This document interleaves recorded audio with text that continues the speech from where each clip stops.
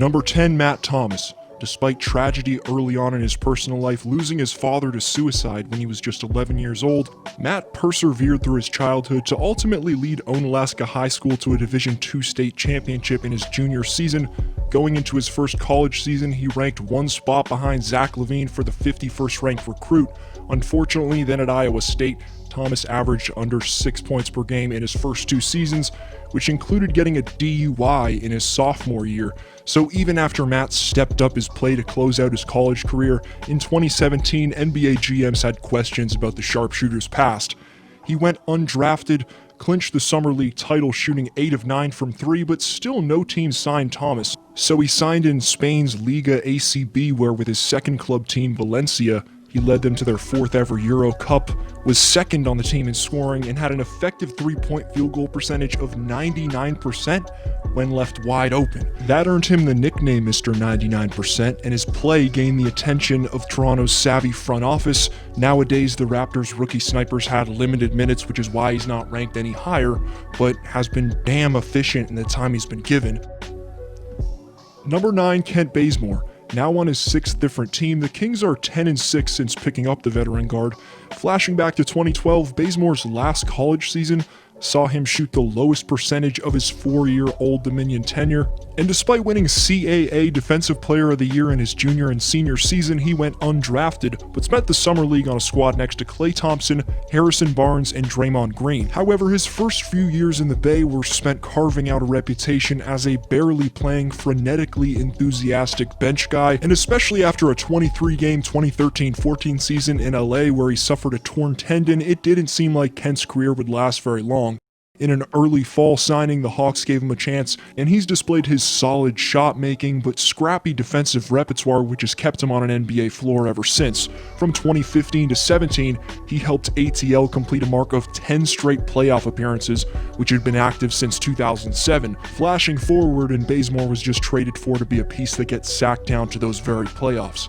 Number 8, Maxi Kleber. Following 5 years in the BBL, it'd take another 3 years overseas for German product Maxi to get a chance in the NBA after going undrafted in 2014. Then similarly to Matt Thomas, Kleber's Euro Cup tournament performance gave him the attention he needed to get an NBA opportunity as he made the All-Euro Cup second team. But unlike Mr. 99%, the opportunity was an unguaranteed contract where Maxi had to earn his way to receive a legit roster spot in training camp. Not only did Maxi make the team in 2017, but he appeared in 72 games while averaging over 16 minutes per game and being an integral piece to Rick Carlisle's system. Jumping to his 3rd season in the best pro ball league in the world, and Kleber's boosted his points per game in each season, and in the modern 3-point shooting style of the NBA, his game as a stretch big is a perfect fit for it. Number 7, Alex Caruso. Winning SEC All-Defensive Team honors at Texas A&M as a senior in 2016 and becoming the school's all-time leader in steals and assists, gained Caruso's name little traction among front offices. He spent 1 full season on OKC's G League team, was then scouted by the South Bay Lakers, played 2 years up and down from LA and the minors, dunked on Kevin Durant, before finally this past summer getting his guaranteed deal with the Lakers. As I mentioned last Thursday in my Laker video, Caruso's a top statistically valued defender at his position, and that's staggering considering after high school he was ranked the 100th best recruit entering college, and of course went undrafted entering the NBA. Number 6, Danuel House Jr. He was Caruso's teammate at Texas A&M, and it seemed House was never going to find security in the pros. Throughout the first 3 seasons of his career, Danuel played up but mostly down between the G League. In 2016-17, he signed a 2-way deal and played 1 game in Washington. The next year, he signed the same type of contract in Phoenix and played 23 games. Each of those contracts were 1-year deals, and Danuel wouldn't sign another 2-way contract until December of the next season, this time with Houston, and finally in March, House Jr. had his contract converted into a standard NBA deal. And Danuel was ready to capitalize. He shot over 45% on around 5 attempts each night for the rest of the season, which led to a 3-year, $11 million extension with Houston on June 30th, and for the efficient 3-and-D presence for over 30 minutes he brings to the table in 2019-20, that contract seeming like an absolute steal for Houston. Next is your top 5, but quick shout out to a dude who mainly credits LeBron and AD for his reasoning that the Lakers are winning the West, but also the fact that no other team has a roster complete with veterans like they do. Top comment on the question coming up gets next video shout out. Last year's winners, hang tight, you'll receive your rewards in the very near future.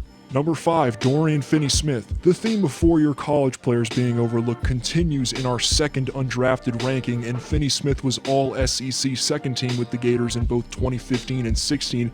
You'd think an elite, experienced college player with an accolade like that in such a tough NCAA conference will get a guaranteed chance in the NBA. But after getting unselected in 2016, the two-way forward Dorian was picked up by the Mavericks, where he'd have to fight his way onto the roster through training camp in the preseason.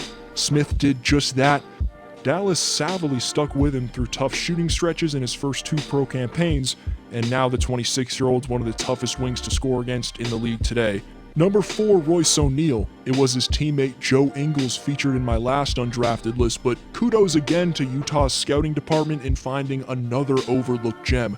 After entering the draft in 2015 from Baylor University and being passed on, O'Neal played a year apiece in Germany and Spain. He then signed a contract in late June of 2017 to play in Lithuania. However, the contract had exceptions, allowing Royce to play for the Pelicans in the NBA Summer League, where the Jazz front office realized he was NBA caliber and gave him a shot, signing him to a multi-year deal. In under a year, O'Neal went from expecting to play overseas to contributing over 10 points while making half of his shots in the second round of the playoffs, stunningly making his NBA dreams reality. Today, he's one of the smoothest, most timely three-point shooters in the league and a more than competent perimeter stopper. Number 3, Seth Curry.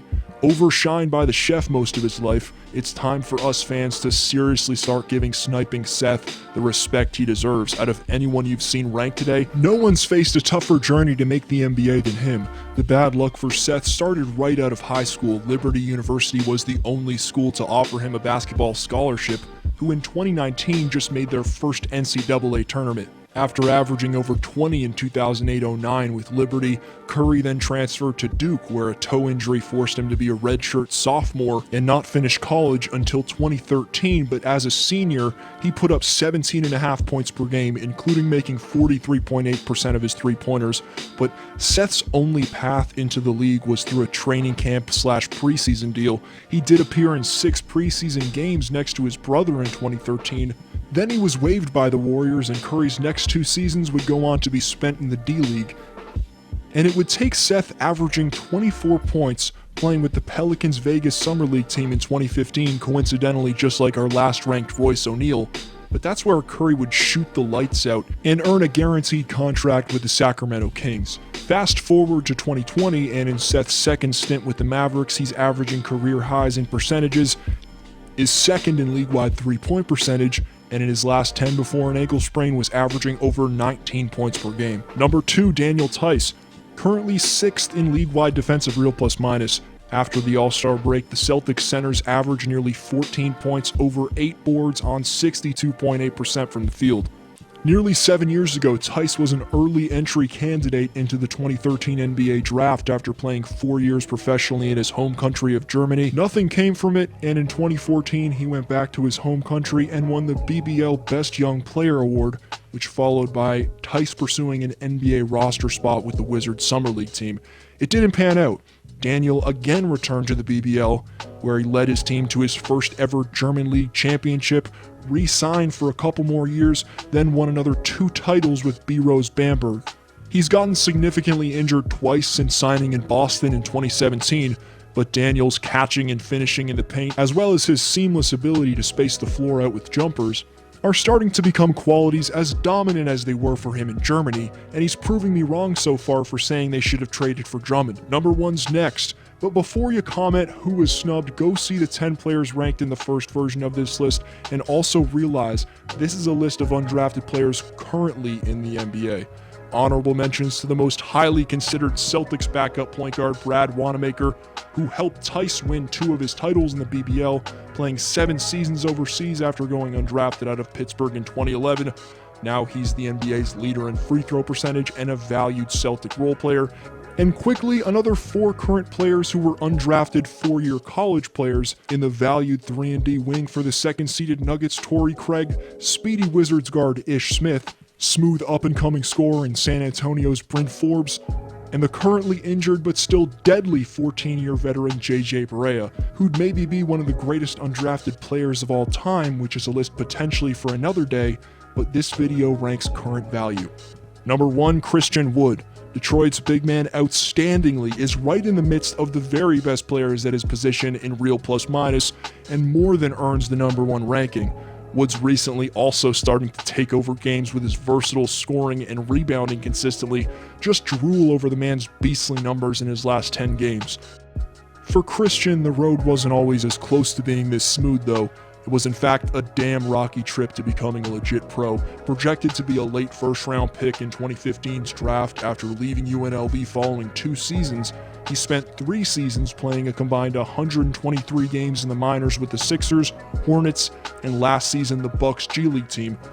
For the Wisconsin Herd, he averaged over 29 points per game. During that time, Christian was waived by, of course, Philly, Charlotte, and Milwaukee, but also a team in the Chinese Basketball Association, as well as the Pelicans last July. But Woods built himself into one of the top breakout players this season, running with the chance the Pistons have given him, and is due for a big payday this summer.